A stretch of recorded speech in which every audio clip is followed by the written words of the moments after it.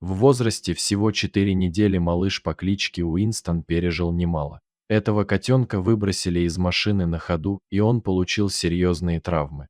Беззащитный Кроха не понимал, почему люди так с ним поступили. Маленького травмированного котенка принесли в приют Нэшвилл Сад Рескью в штате Теннесси, США. Четырехнедельный малыш по кличке Уинстон получил травмы лапок и не понимал, почему с ним так поступили, но не терял веры в людей. К сожалению, без хирургического вмешательства было не обойтись. Сотрудники наложили на лапки малыша гипсы и начали готовить к операции. В тот же день семейная пара волонтеров центра, Джейми и Брайан Адамс, узнали о судьбе пушистого бедняги. Они зашли к нему перед операцией и влюбились с первого взгляда. Несколько лет назад пара взяла из приюта трехлапого кота Тимми, но не так давно котик скончался от рака.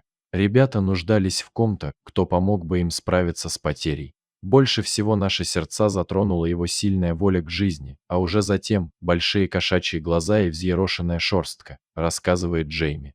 Когда мы увидели его, сразу поняли, этот наш. Он свернулся клубочком в руках мужа и отказывался уходить. Малыш Уинстон героически пережил сложную операцию и через неделю отправился к своим опекунам. Котенок быстро обосновался в новом доме, однако не все было так радостно. Через несколько дней у малыша воспалилась оперированная задняя лапка.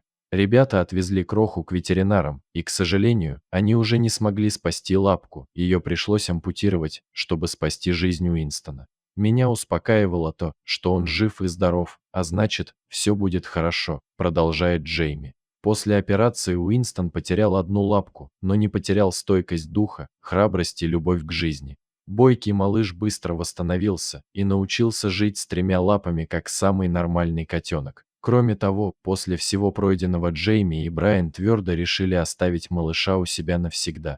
Теперь у него был теплый дом, добрые друзья, две домашних кошки хозяев и собака, а также любящие люди рядом.